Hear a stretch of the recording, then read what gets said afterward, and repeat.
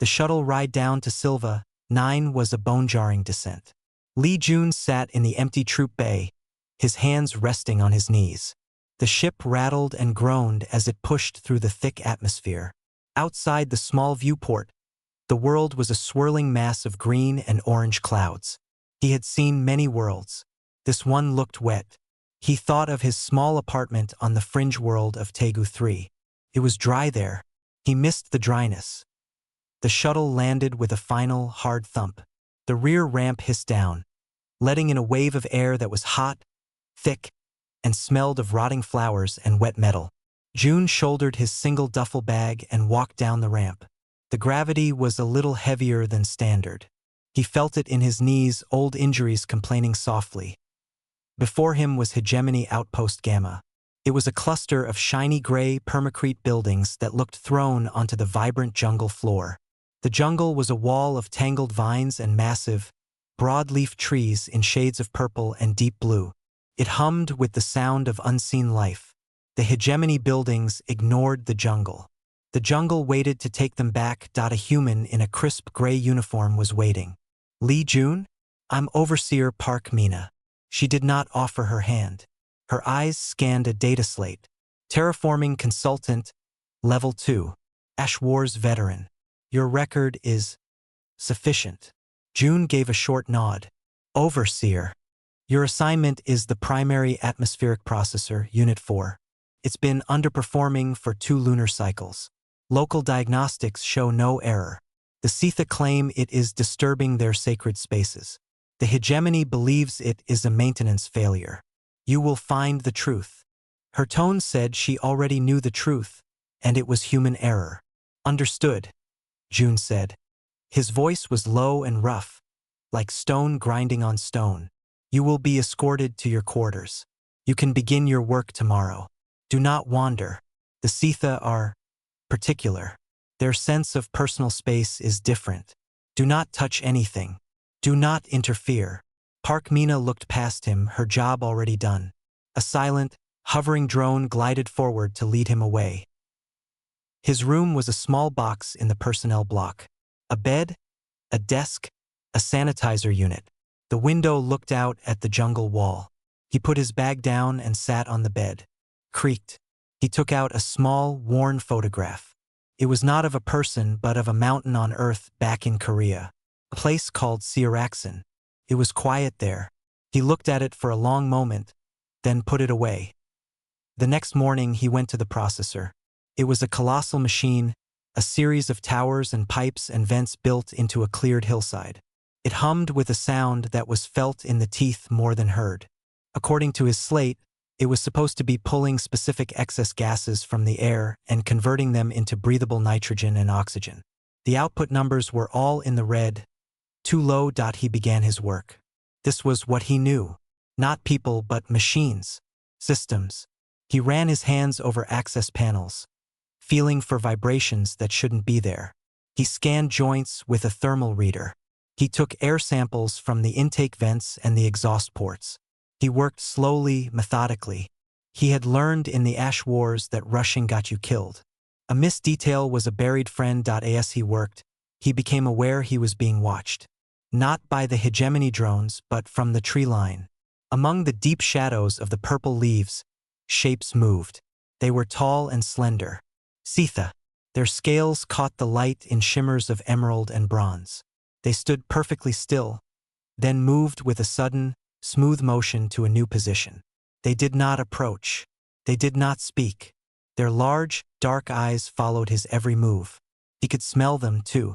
A dry, spicy scent, like cinnamon and old paper. It was not unpleasant. He ignored them and kept working. By midday, he had found the first oddity.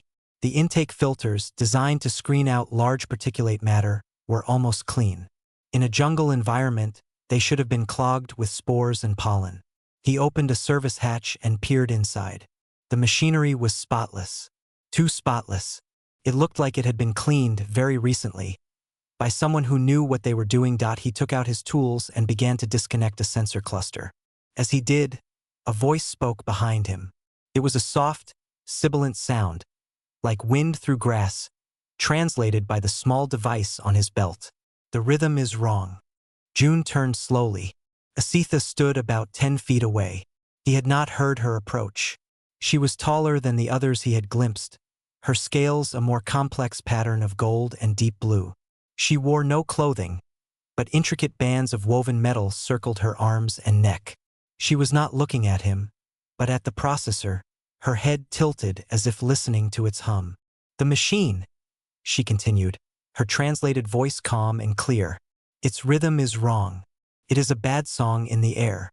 It hurts the growing things." June looked from her to the machine and back. "The data says it's running at optimal frequency." "The data is deaf," she said simply. Her dark eyes finally shifted to him. They held no anger, only a deep, patient curiosity. "You are the human who fixes things?" "I am here to inspect it," June said. "You listen with your machines. But do you know how to listen?" She took a single, flowing step closer. The spicy scent grew stronger. "The air is sick where this song plays. The kest vines wither. The aryl moths will not lay their eggs. This is fact. Your data does not have a category for this fact." June considered this. He had seen terraforming upset local ecologies before. Usually, the hegemony didn't care. "I am only here for the machine," he said. "And if the machine is not the sickness but only a symptom?" she asked. Before he could answer, she turned her head sharply, as if hearing a distant call. "You will keep looking. Look harder." With that, she slipped back into the jungle, vanishing into the shadows as if she had never been there. June stood for a moment, the heat of the day pressing on him. He looked at the pristine filter housing, then at the lush, alien jungle that seemed to press in from all sides. The processor hummed its wrong song. The overseer thought it was a simple breakdown. The Sitha in the trees watched silently. The one who spoke of songs and sickness was gone. He turned back to the open service hatch. The answer was in the machine. It always was. But for the first time he wondered if the machine was lying, and who had taught it to lie. He picked up his wrench and got back to work. He had a job to do. That was all he ever had. The work was slow and hot. Lee Jun spent 3 days at the processor. He took apart sensor nodes and recalibrated them. He ran diagnostic programs that took hours to complete. Every result came back green. Every system reported it was functioning perfectly. But the output numbers on the main screen stayed in the red, stubborn and wrong. The Sitha watched. They were always there at the edge of the clearing. Sometimes 2, sometimes 5. They never came closer. They never spoke again. They were like statues that occasionally chose a new place to stand. Their spicy scent was always in the air now, mixed with the smell of hot metal and damp soil. On the 4th day, June decided to look outside the machine. The Sitha female had spoken of the growing things. He walked away from the processor's loud hum, towards the tree line. The watching Sitha did not move to stop him. They just watched. He found the kest vines she had mentioned. They were thick, rope-like things that climbed the giant trees. Near the processor, for about 50 meters, their vibrant purple leaves were spotted with yellow and gray. Further into the jungle, they were healthy. He took a sample of the sick leaves and a sample of the healthy soil. He marked the spot on his map. He pushed a little deeper, following a faint animal trail. The air grew cooler under the canopy. The sounds of the jungle were different here. Less of the processor's hum, more of clicks and whistles and the drip of water. He saw the aryl moths. They were large, their wings like chips of opal. They fluttered in a sunbeam ahead. He moved towards them, and they scattered, not landing on any of the plants near him. He stopped. He listened. The female had said the machine's rhythm was wrong. He had been listening with tools. Now he tried to listen with his ears. He closed his eyes. He could just hear the deep, distant thrum of the processor. But under it he felt something else. A vibration in the ground, so low it was more a feeling in his boots than a sound. It was not steady like the machine's hum. It was a pattern. A slow beat, then 2 fast ones, then a pause. It repeated. He opened his eyes. He was not alone. The gold and blue Sitha stood a few paces away, near a giant tree with silver bark. She was looking at the spot where the moths had been. You hear the bad song in the bones of the world now, she said, her translator box working. I feel a vibration, June said. It is the same. The machine is not singing alone. It is answering something, or something is answering it. It is a conversation that is making the land sick. June thought about the clean filters, the perfect diagnostics. Sabotage? He asked, more to himself. The word seemed to interest her. She turned her head fully towards him. Sabotage. A breaking done on purpose. Yes, but not by my people. We would simply ask you to leave. This is quieter. Sneakier. This is a poisoning of the talk between the land and the sky. Who would do that? June asked. Those who wish the old talks to end. Those who see your hegemony and see only a new power to use. She moved closer. She did not walk like a human. She seemed to flow. I am called Yuna. That is the name you may use. I am Lee June.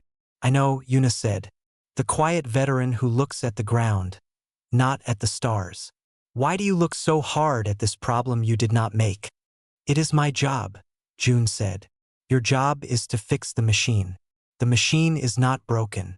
Yet you are still here, looking at vines. He had no answer for that. She was right.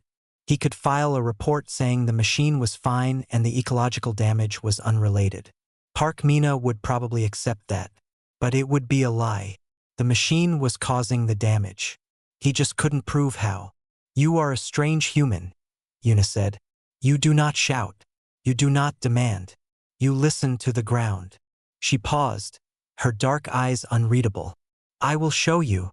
She moved past him, deeper into the jungle.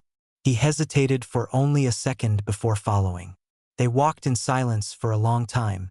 The path wound upwards. The air grew cooler. Finally, they came to a place where the trees opened up. It was a cliff edge, looking over a vast, misty valley. Below, in the center of the valley, was a Scytha settlement. The buildings were not made of permacrete. They were grown, shaped from living trees and woven vines. They were beautiful and strange, blending into the jungle completely. But June's eyes were drawn to the far side of the valley. There, on another plateau, was a second hegemony atmospheric processor. Its gray metal towers looked ugly and wrong against the green. Processor 7, Yuna said, pointing with a slender hand. It works perfectly. The song is acceptable. It hums in harmony with the deep earth here. The vines are healthy. The moths are happy. The difference is here. She touched her head, then her chest. In the caretakers, the ones who tend it. Here, at Processor 4, the ones who tend it believe the land should be silenced, not conversed with. They have tuned it to a different key. A key that breaks things. You mean the local hegemony crew? They are tampering with it? They are following orders from within, Yuna said. From among my own people, there is a faction. They call themselves the Silent Scale. They believe our way is weak. They believe we should be more like the hegemony. Take what we want. Force the land to obey. They have made a deal with your overseer, I think. They cause this sickness. It makes our people angry at the hegemony. It makes the hegemony angry at us. Creates chaos. In chaos, the Silent Scale can grow stronger. June looked from the peaceful, living city to the ugly machine on the far ridge. It made a terrible sense. It was not a machine failure. It was a political one. He was a tool being used to whitewash it. Why tell me? He asked, looking at Yuna. I am just a consultant. You are a man who looks at the ground, she said again, as if it explained everything. And you are here, and I am tired of the silence. For the first time, he heard something in her translated voice that was not calm curiosity. It was a deep, heavy loneliness. It was a feeling he knew well. He looked back towards the path to his outpost. He could go back, write his report, and leave. That was the smart thing. The safe thing. He looked at the sick vines near his feet. He thought of a clean filter in a dirty jungle. A lie dressed up as data. I need proof, he said finally, his voice quiet. Not about feelings or songs. Data. Numbers they cannot ignore. Yuna's head tilted. Then we must listen more closely to the bad song. and you must teach me what proof looks like to those who are deaf." She turned and began to flow back down the path. After a moment, June followed. The jungle closed in around them, and the hum of the broken processor began to grow again in the distance. Lee Jun did not go back to the outpost that night. He sent a short message to Overseer Park Mina. It said he was running extended diagnostics and would need to monitor the processor overnight for thermal cycles. It was a thin excuse, but it would do. He followed Yuna to a different place. It was not a building, but a kind of clearing under the thickest part of the canopy. The ground was soft with moss. Strange, glowing fungi grew in gentle circles on the tree trunks, giving the air a soft blue light. A small, clear stream trickled through the middle. It was deeply quiet. The ever-present hum of the processor was just a faint buzz here, almost gone. "This is a listening place," Yuna said, her voice low. "The air is clean. The scents are true." June put his bag down. He was tired. The heavy gravity and the long walk ached in his old bones. He sat on a smooth rock by the stream. Yuna stood across from him, perfectly still, watching the water. "You said they changed the key," June began. "A machine's frequency can be adjusted, but the main control logs would show that. I checked them. They show no changes." "The log is a memory," Yuna said. "Memories can be false. The song is now. The song is real." She closed her large eyes. "Listen, not with your head, with your chest." June was quiet. He tried to let the sounds of the jungle fill him. The water, the click of insects, the rustle of something in the leaves, and under it, like a bad toothache, the thrum of processor 4. He focused on it. It was a steady drone. But then he heard it, or felt it. The slight change, a waver. It lasted for maybe 3 seconds, then went back to normal. A few minutes later, it happened again. "It stutters," he said, opening his eyes. Yuna's eyes were open now, fixed on him. "Yes, a caught breath in the song. That is the wrong key. It is not a setting. It is an echo. They are feeding a different signal into its heart. A copy of the good song from Processor 7, but changed. It tricks the machine's own mind. The machine thinks it is singing right, but its voice is wrong." June understood. Parasitic signal. A false command injected into the system that overrode the true settings. It would explain the clean logs. The machine's own diagnostics would report it was following its programming perfectly. But its actual output would be different. It was clever. It was the kind of sabotage done by someone who knew both hegemony technology and wanted to hide the cause. "I need to find the source of that signal," he said. "If I can trace it, record it, that is proof." "The signal comes from the Earth," Yuna said. "From the deep places. They are using the old paths. Conduits? Cables? No. Crystals. There are formations below us. They carry vibrations for great distances. My people used them long ago to speak across the valleys.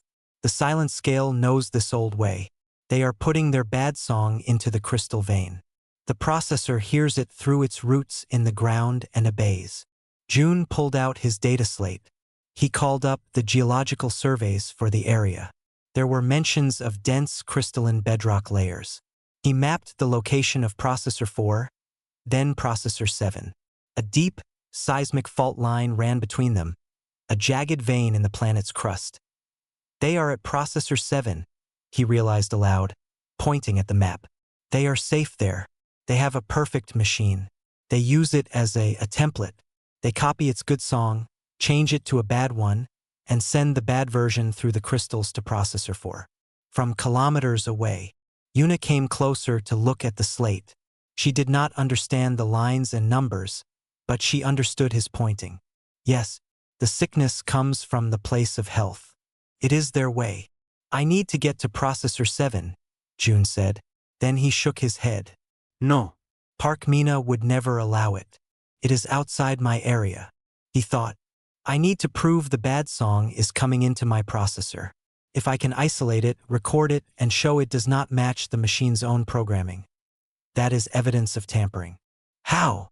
Yuna asked. "I need to listen directly to the ground. and I need to disconnect the machine's ears from its own brain for a moment to hear what it is really being told. That is dangerous. If the machine's mind wakes up while its ears are closed, it could scream, could rupture. I know, June said. He had seen machines scream and rupture in the Ash Wars. It was how he got some of his scars. It has to be fast. Yuna was silent for a long time. The blue light played on her scales. I will help you, she said finally.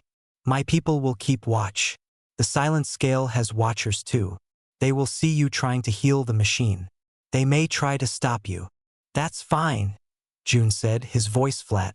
He was used to being watched. He was used to danger. This, at least, was a clear problem. A faulty connection. A bad signal. These were things he could fix. He spent the next hour preparing. From his bag, he took a heavy, shielded cable and a sensor probe usually used for finding buried power lines. He modified it, tuning it to listen for very specific resonant frequencies, the kind a terraformer's harmonic driver would use. Yuna watched his hands work. She seemed fascinated by the physicality of it. The twist of the wires, the click of connectors. Human work was so full of touch. Your hands are not like ours, she observed. June looked at his hands. They were wide, scarred, the knuckles knobby. They are just hands. No, she said softly, but did not explain further. When will you listen?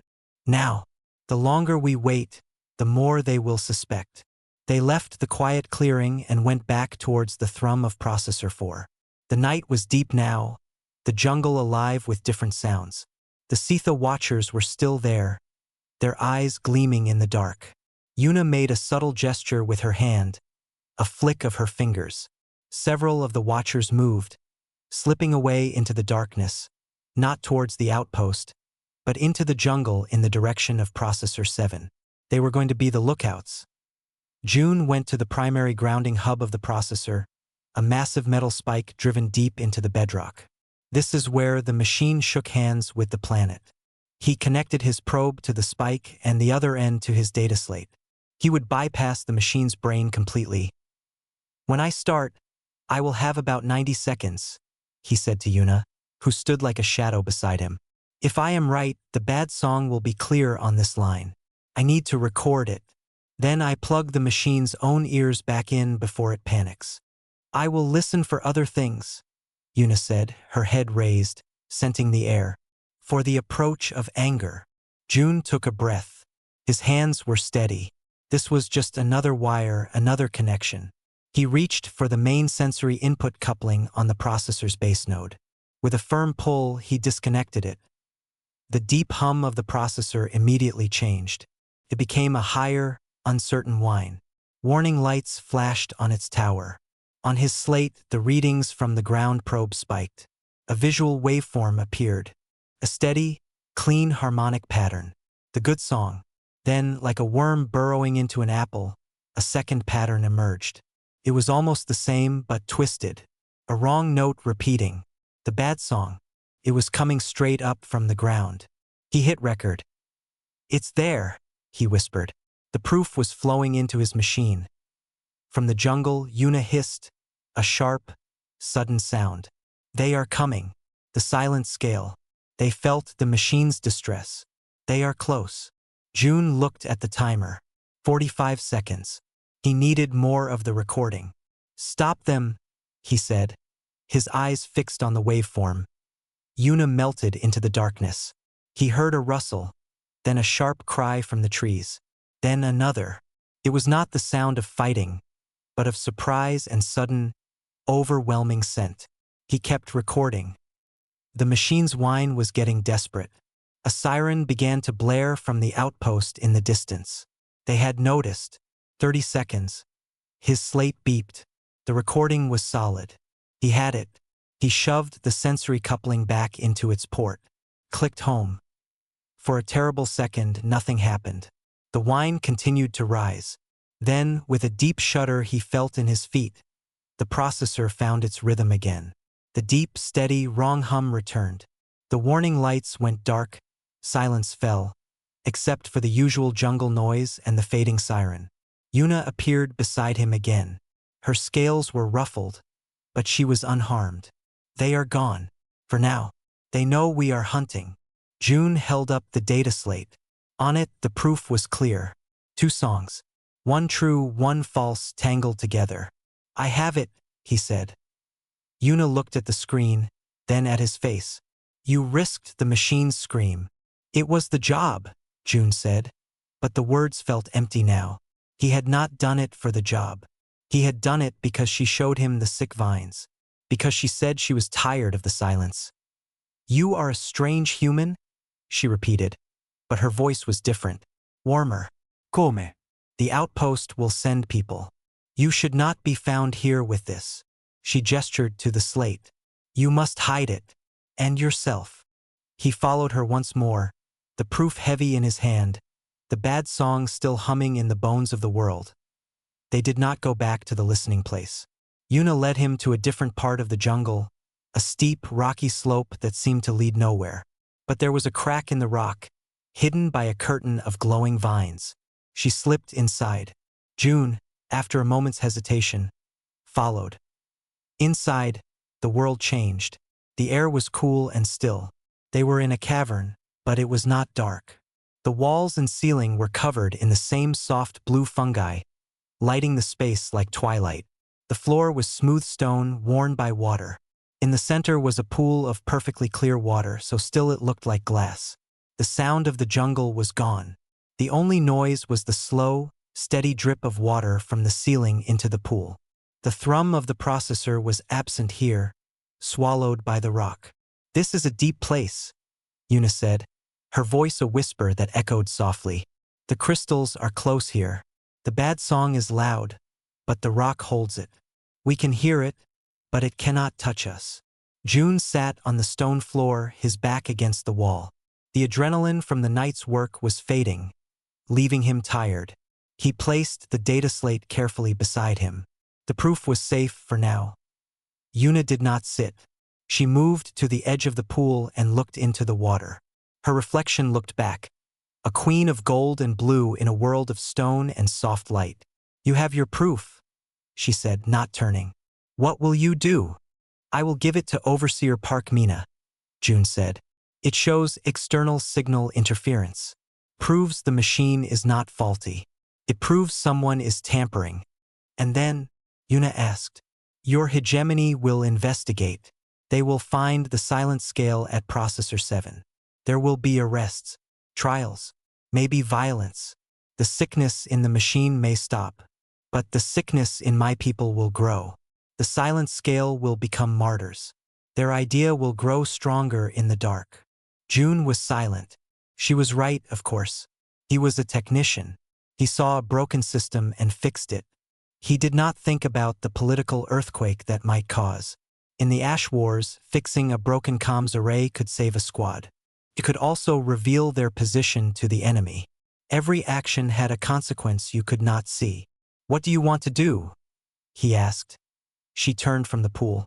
In the low light, her eyes were vast and dark. I want the bad song to end. I want the vines to be healthy.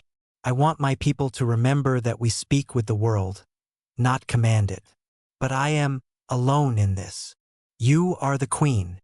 Queen is a symbol, a heart that feels the scent of the people. I feel their fear, their anger, their confusion. The silent scale feeds on these scents. They are strong. She looked down at her own hands, turning them over. They were long-fingered, covered in fine, intricate scales.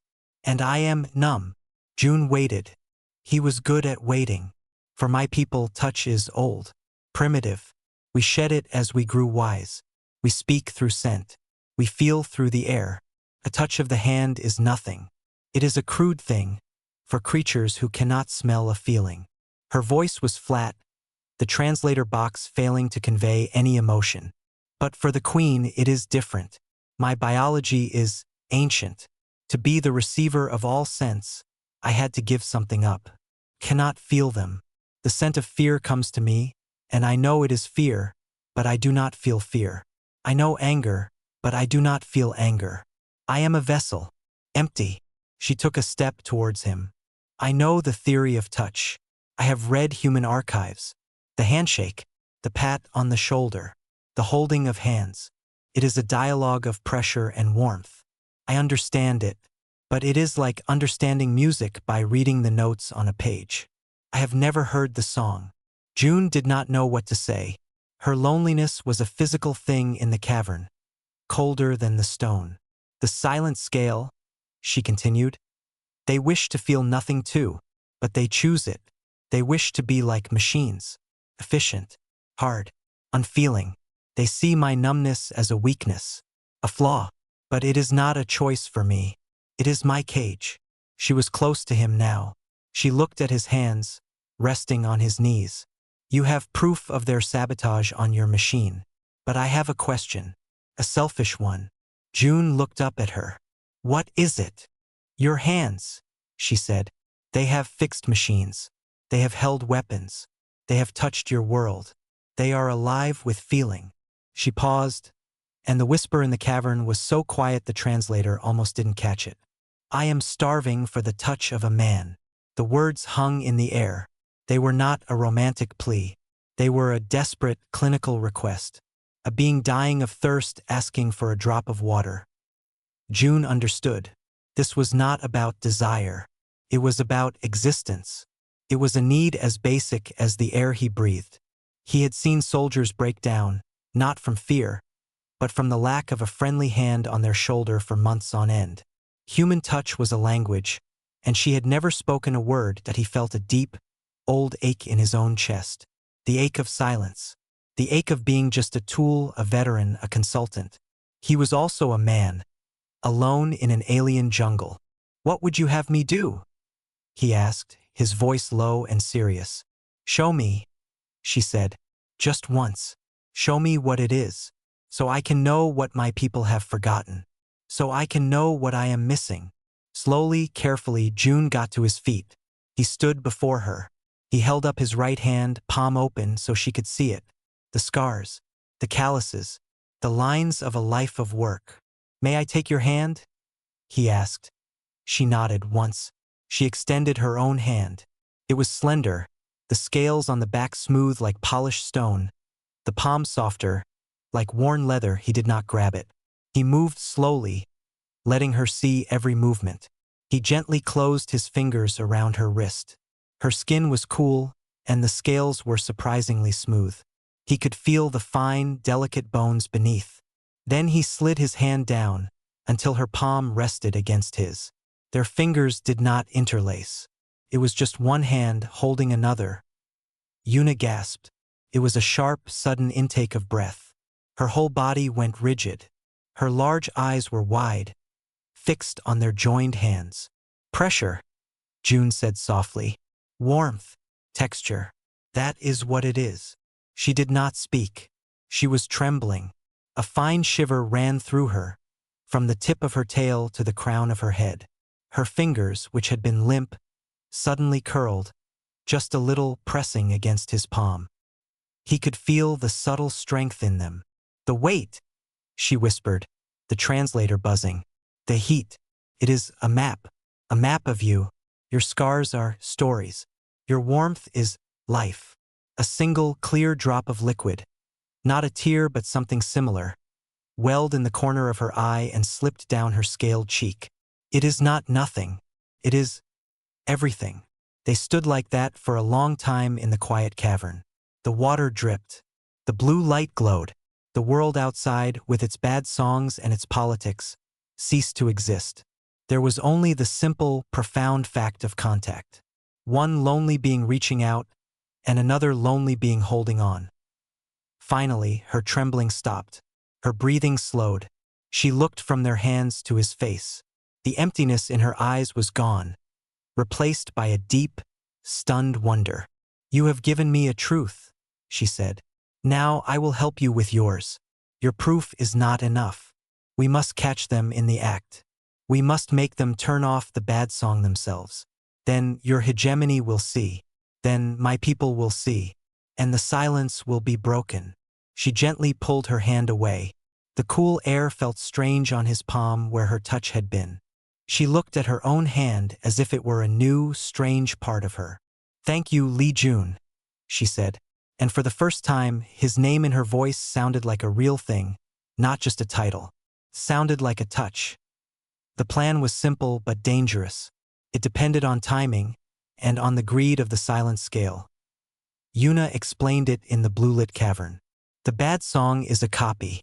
They must update it.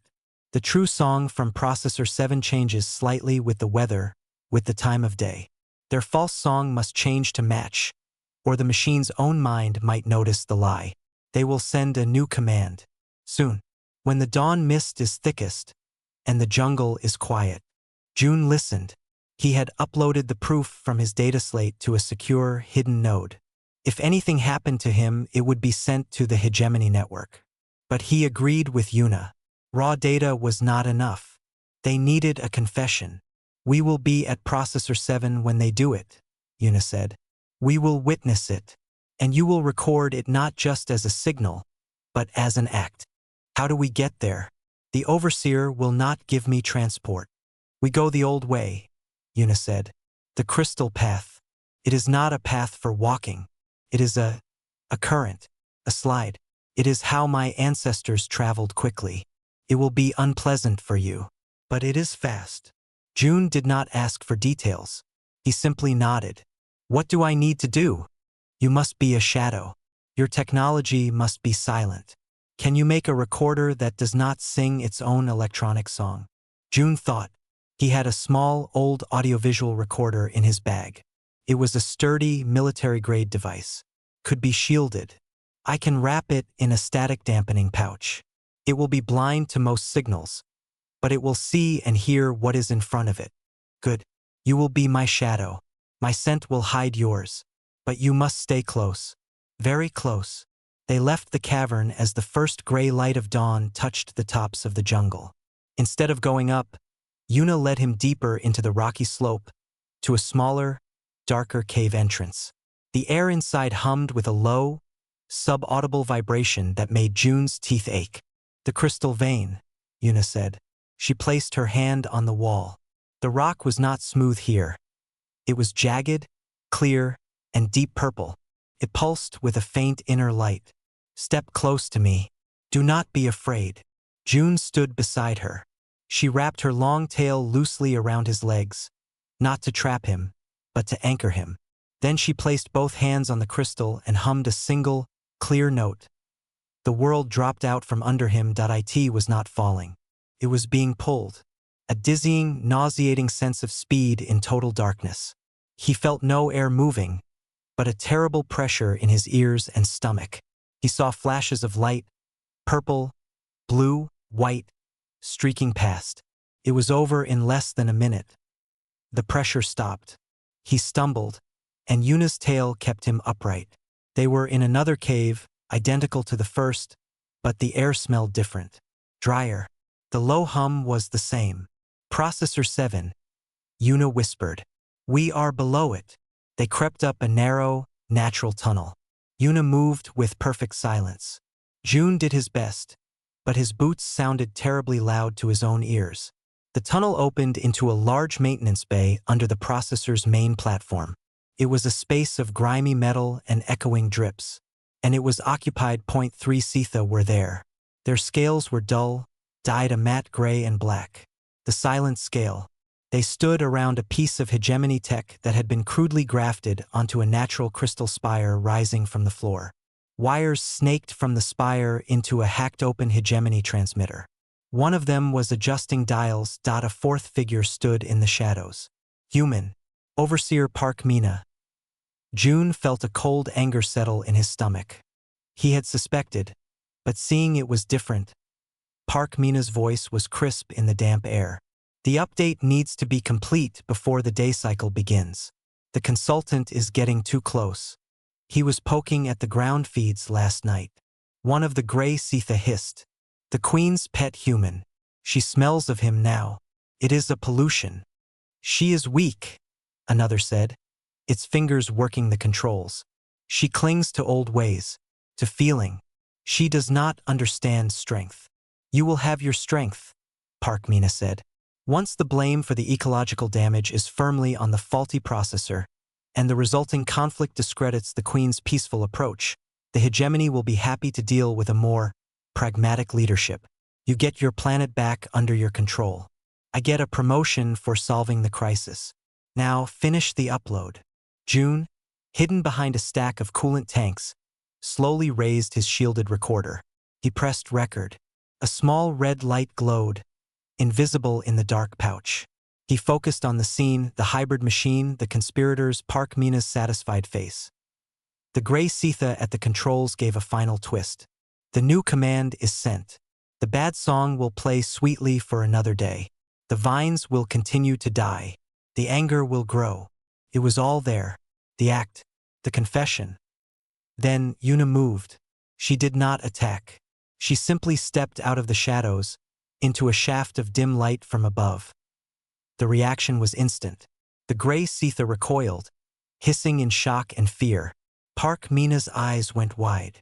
"You are late," Yuna said, her voice calm and clear, filling the space. "The silence you worship has been heard. Your bad song has been recorded. Your words are now proof." Park Mina recovered first, her face hardening. "This is trespass.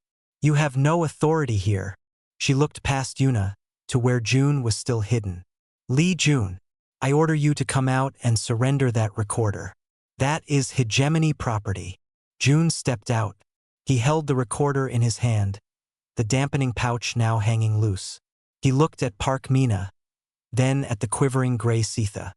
He said nothing. "This changes nothing," Park Mina spat. "A veteran and a snake. Your word against mine. The hegemony will believe its overseer. But the Sitha will believe their queen," Yuna said. She turned her head towards the tunnel they had come from. From the darkness, other Sitha emerged. Dozens of them. Not gray, but in the natural colors of the tribe, greens, bronzes, blues. They filled the maintenance bay surrounding the conspirators. Their spicy scent filled the air, thick with disapproval. "You wished for strength," Yuna said to the gray ones. "You see true strength now. It is not in silence. It is in the unity of scent. They have smelled your fear and your lies for weeks. They were waiting for me to give the signal." The lead gray Sitha lunged, not at Yuna, but at June. It moved fast, a blur of matte scales. June dropped the recorder and raised his arms, but he knew he was too slow. Yuna was faster. Her tail whipped through the air, not striking the attacker, but wrapping around the crystal spire. She yanked with all her might. The spire cracked with a sound like a gunshot. A shard of purple crystal broke off. The bad song stopped. Not just in the room, but in the world. The ever-present, wrong hum that had lived in June's bones for days just vanished. The silence that followed was clean, whole, and breathtaking. The gray Sitha froze, stunned by the sudden absence of the signal they had nurtured. In that moment, the other Sitha closed in, gently but firmly pinning them. Park Mina stared, her plan, her career, shattering as completely as the crystal. "You've ruined everything," she whispered, her voice hollow. Yuna uncoiled her tail from the broken crystal. She looked at June. He had picked up the recorder. The red light was still on. It had captured everything. The confession, the attack, the breaking of the song. "The proof is complete," Yuna said. "You have your evidence of sabotage, and we have our evidence of treason." June looked at the recorder, then at Park Mina's defeated face, then at Yuna, standing tall amidst her people. The job was done. The machine was fixed. But as he met Yuna's eyes, he knew this was not the end. It was the beginning of something else. The quiet between them now was not empty. It was full. The clean silence did not last. Chaos replaced it. Hegemony security forces, alerted by Park Mina's last-second panic signal, swarmed into the maintenance bay. They found a standoff. A dozen of their own pointing rifles at a circle of serene, unmoving Sitha, who in turn surrounded the defeated conspirators. June stood between the two groups, the recorder held high. "Stand down," he shouted, his veteran's voice cutting through the noise. "I have evidence of sabotage and treason. Overseer Park Mina is complicit." A nervous young lieutenant gestured with his rifle. "Surrender the device and come with us," civilian. Before June could answer, Yuna flowed forward. She placed herself between the rifles and June. Her scales, now smudged with rock dust, still carried the authority of a queen. "You will lower your weapons," she said, her translator box at full volume. "This human is under the protection of the Sitha. He has exposed a poison that threatened your work and our world. You will take your overseer into custody, and we will take ours. Or there will be war, and your processors will stand silent forever." The lieutenant hesitated. The Sitha surrounding them hissed softly, a unified sound like a river over stones. It was not a threat of attack, but a promise of unwavering unity. "Lower your weapons," the lieutenant said finally, his voice tight. The next hours were a blur of procedure. June was taken, not as a prisoner, but as a material witness, to a clean conference room in Outpost Gamma. A stern hegemony investigator named Choi arrived from a nearby ship. June handed over the recorder. He gave his statement. He explained the clean filters, the bad song in the ground, the crystal path, everything. He was calm. He stuck to facts. Investigator Choi watched the recording 3 times. She looked at the data from June's slate. She interrogated a pale and silent Park Mina in another room. Finally, Choi came back to June. "The evidence is conclusive. Park Mina and the Silent Scale faction conspired to destabilize the terraforming project to incite conflict and advance their positions. Standard corrupt stuff." She rubbed her temples. "But the political fallout is a mess. The Sitha are demanding full jurisdiction over their own people. They're also demanding you." "Me?" June asked. "As a witness, and as a consultant. The Queen is insisting. Frankly, after this, the hegemony is inclined to give her what she wants. We need the Sitha cooperative if we're going to keep these processors running." Choi looked at him closely. "You're not a diplomat, Lee, but you seem to have a rapport. Will you go?" June thought of the blue-lit cavern, the cool touch of scales against his palm, the profound, stunned wonder in Yuna's eyes. He nodded. "I'll go." He was escorted under a sort of honorary guard to the edge of the jungle. The Sitha were waiting. Among them was Yuna. The formal, public part was brief. A Sitha elder, with scales the color of moss, accepted the official datapad from Investigator Choi, acknowledging the transfer of responsibility. Then the humans left.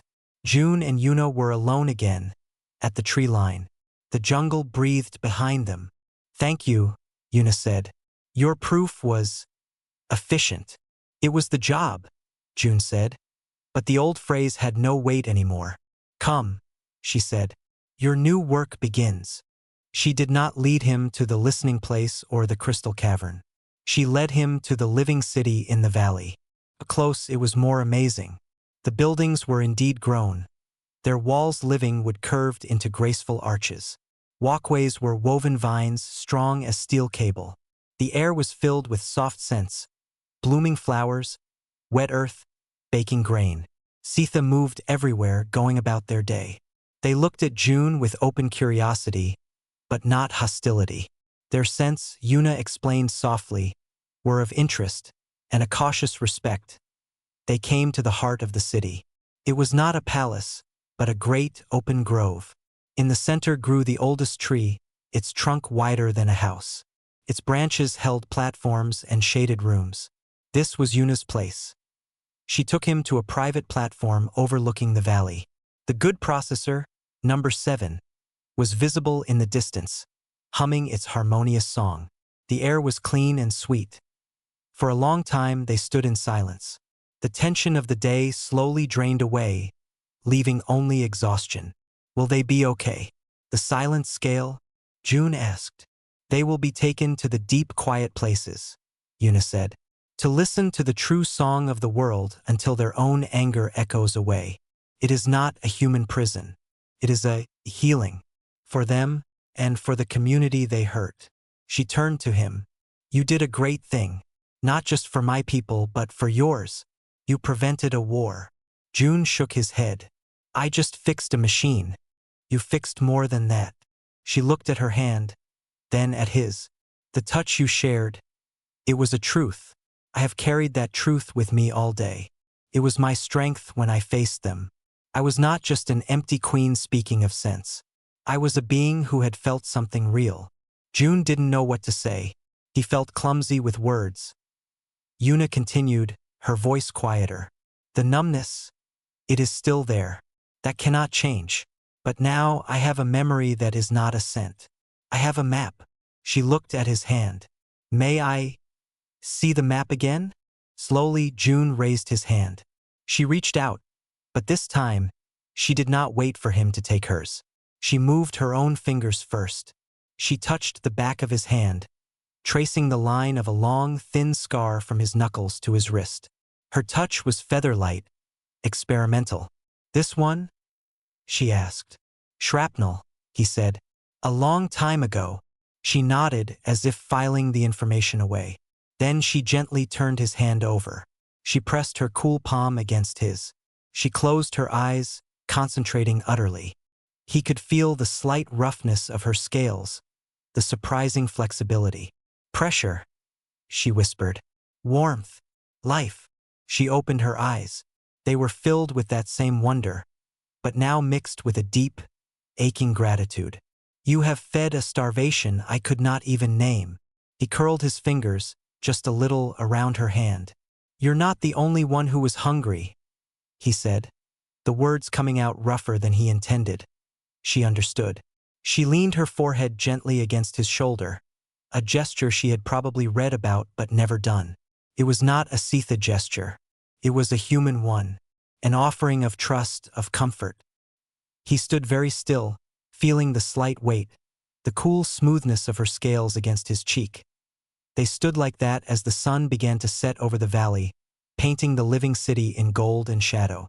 The war was averted. The machine was fixed. But here, on the quiet platform, something else was being built. Something simple and basic and real. Not out of wires and crystal, but out of shared silence. And the profound, languageless gift of a single, sustained touch. Time moved differently in the valley. Li Jun did not get a new title. On the hegemony rolls, he was still listed as a terraforming consultant 3rd class.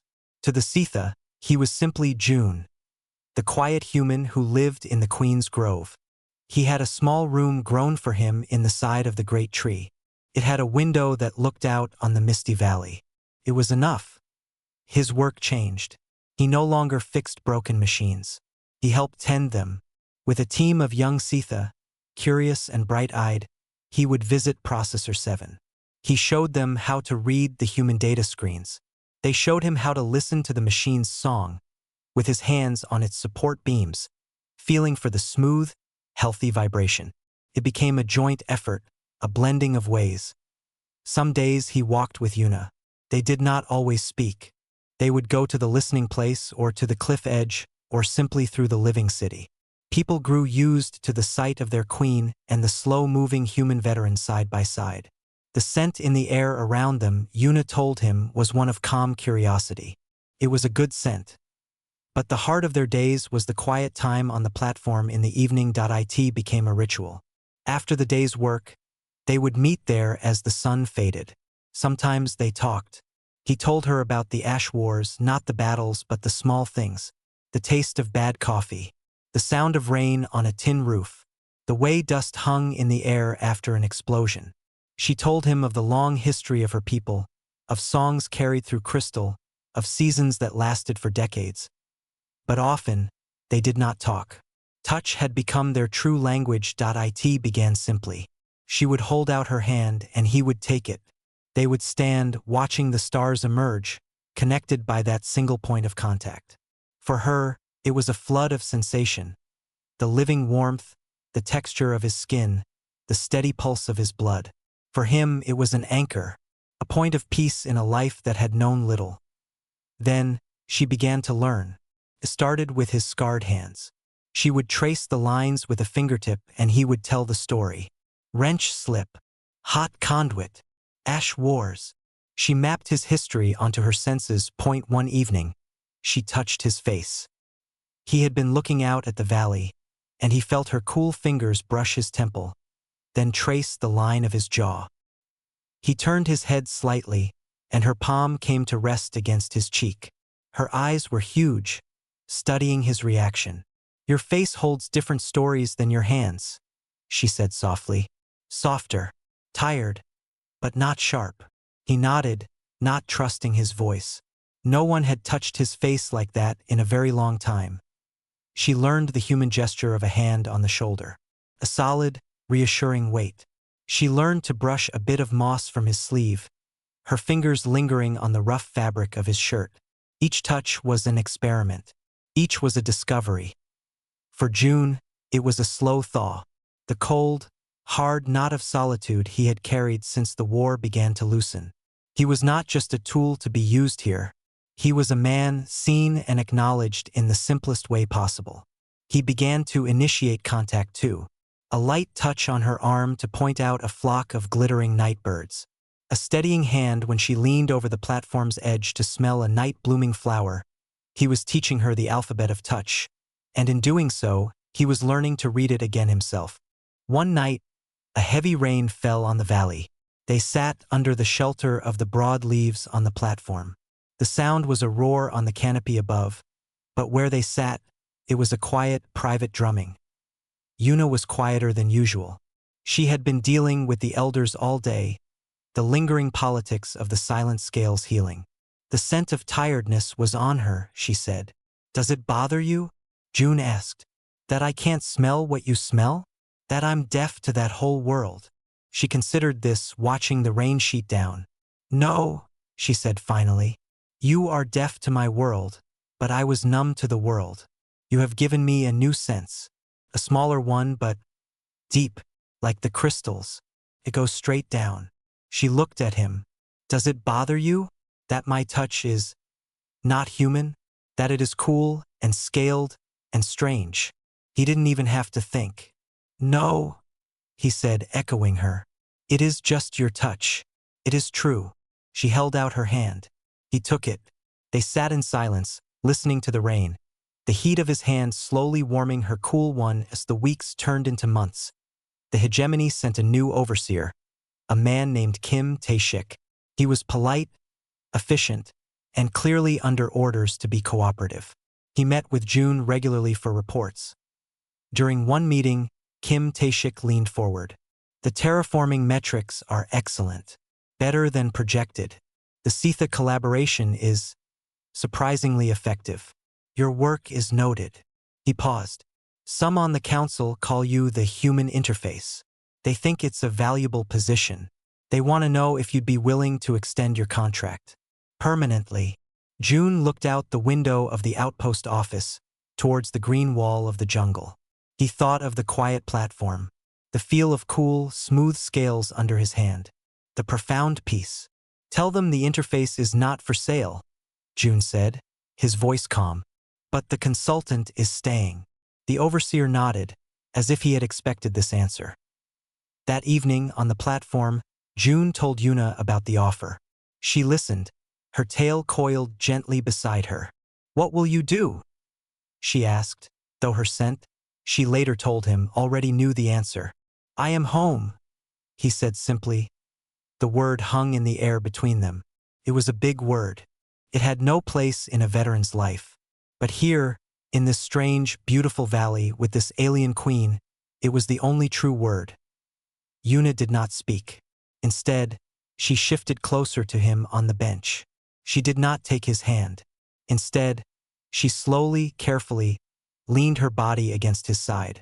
She rested her head in the crook of his shoulder, where it fit as if it were made to. She let out a long, slow sigh, a sound of pure contentment. June went very still for a moment. Then he relaxed. He lifted his arm and placed it around her shoulders, holding her close. She was cool against him, her scales smooth under his fingers. Her spicy, clean scent filled his nose. They sat like that as the last light left the sky. Two lonely souls, one from a species that had forgotten touch, one from a species that had been wounded by it, finding a common ground in the simple, silent communion of contact. Below them, the living city breathed. In the distance, the processor hummed its good, harmonious song. And on the platform, the queen who had starved, and the veteran who had been empty were finally, quietly, full. There were no more words needed. The dialogue of pressure and warmth, of given and received comfort, said it all. It was enough. It was more than enough. It was everything.